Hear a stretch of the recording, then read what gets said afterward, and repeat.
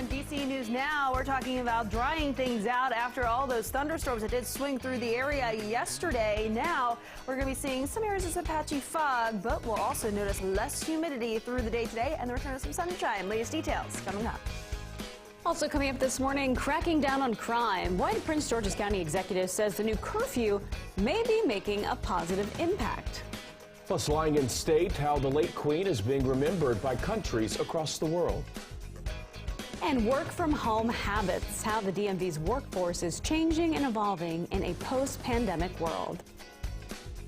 Good morning, and thanks for starting your Tuesday morning with us at 6 o'clock now. I'm Tanaya Wright. And I'm Corey James. Parts of the DMV are drying up this morning, but meteorologist Jackie Layer is tracking some sunshine in your forecast, which hopefully will stick around for quite some time. Good morning, Jackie. Oh, and the answer is yes, it will be sticking around for quite some time. We're going to be seeing a quiet pattern, and here's a view of the White House out there this morning. A little drier out there compared to what we saw yesterday afternoon and evening. Just a little bit of that haze, a little bit of some of that patchy fog that is just lingering out there this morning. However, we're not seeing any precipitation falling out of the sky, but some of those roads are still damp, so something to keep in mind as you're heading out the door on your Tuesday morning. So yes, radar mainly dry. We just did see a few of those remaining thunderstorms push off the coast of Delaware, now just skimming parts of southern New Jersey. And in terms of the 24-hour rainfall totals, this is radar estimated. Quite a few locations did see about 2 inches of rainfall in the last 24 hours. And the reason being, we did see some of those heavier downpours pass through the same locations, and we did see that, or at least notice it,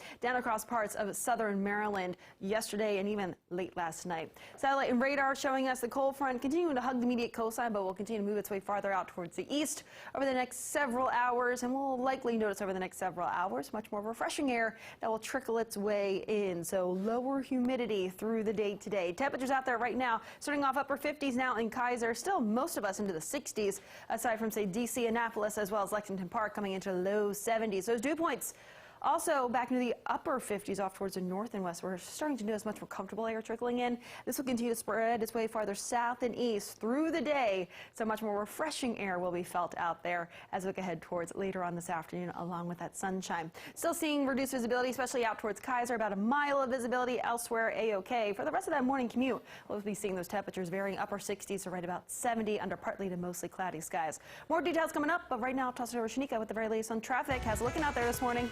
All right, we'll take a look at your screen. The bottom of your screen here, you're seeing all that red. It looks like traffic is completely stopped on 95 headed northbound. This is right near 198. Where that ramp is, we have an overturned tractor trailer, and it's not looking good at all. 95 headed south, you're okay, but again, north, it's just really not looking good. Let's flip over to the map so we can see what's happening there. So your maps are showing you're a little bit red right past Burtonsville, and this is in Laurel. So we have this overturned tractor trailer right near that ramp, and it doesn't look too good, not too hot right now, so I would avoid 95. Not sure how long they're going to be there. That crash just came in. So over to GW Parkway, this is right near Spout Run. You're still looking pretty yellow, so you're slow, not as bad. You saw some red earlier, and then we're talking about this crash in Fairfax, off of Fairfax County Parkway, right at Burke Center Parkway. All right, over to you.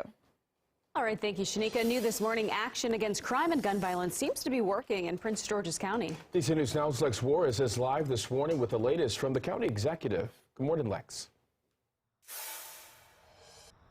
Well, good morning, Corey and Tanaya. County leaders say that after this first weekend of a curfew being in effect, that it's working.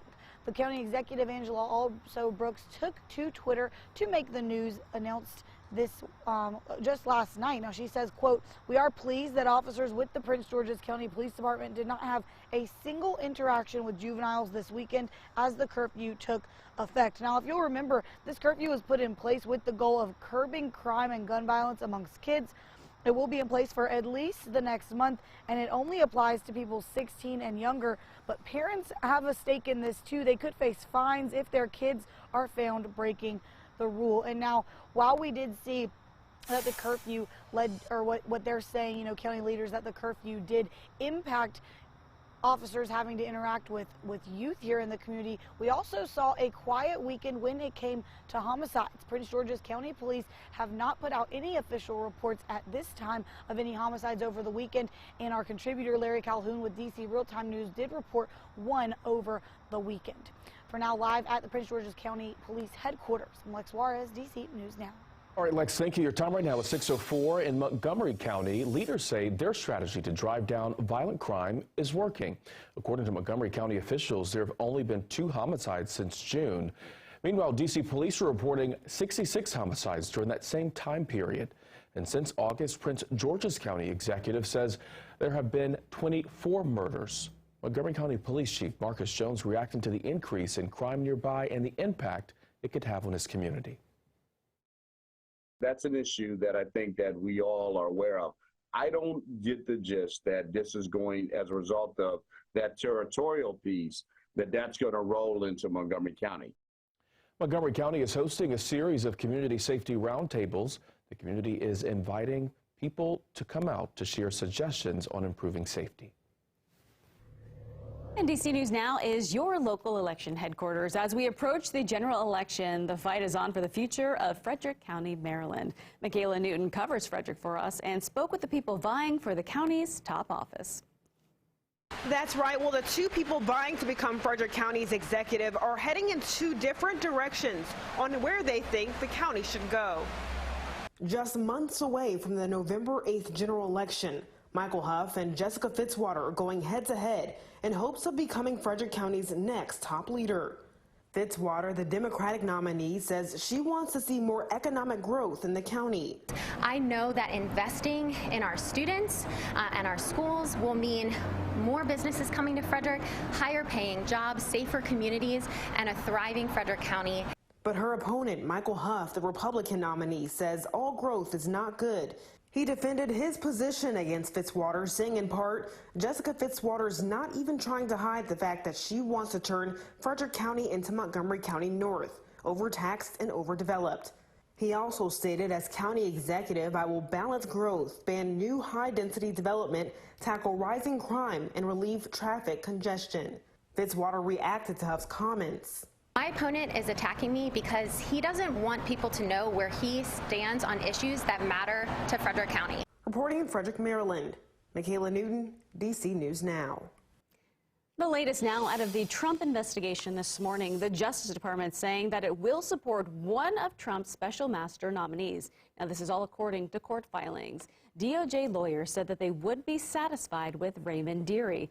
He's a former judge put forward by Trump's legal team to review the seized documents from the FBI. In addition, the DOJ is requesting for the court to consider 2 of its own choices for special master. This includes former U.S. District Judge Barbara Jones and former federal judge Thomas Griffith. Developing now, the fight to end cancer. President Biden is calling on Americans to help make that happen.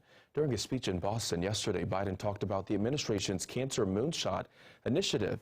Its goal is to out cancer, deaths in half over the next 25 years. It also aims to improve the lives of cancer patients as well.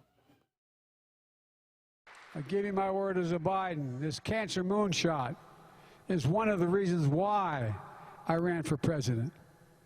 It's part of my unity agenda that I laid out in my State of the Union address to rally the American people to work together. Because we know this, cancer does not discriminate red and blue. It doesn't care if you're a Republican or a Democrat. Beating cancer is something we can do together, and that's why I'm here today. In 2015, President Biden lost his son Beau to brain cancer. Congress passed the 21st Century Cures Act after his death. The bill gave $1.8 billion to cancer research. Your time right now is 6:08. New this morning, an explosion in telework. The Metropolitan Washington Council of Government is reporting that the number of people teleworking in the DMV is 5 times higher than it was pre-pandemic. Now, that information comes from their 2022 commute survey report. Now, the increase in telework has impacted travel for all commuters, as nearly half of the workers in the DMV can now do their jobs from home. Since 2019, public transit usage has dropped, while the number of people driving to work alone has fallen by more than 10%. Taking a look at the numbers now this morning, the amount of commuters driving alone fell from 58% to 41%.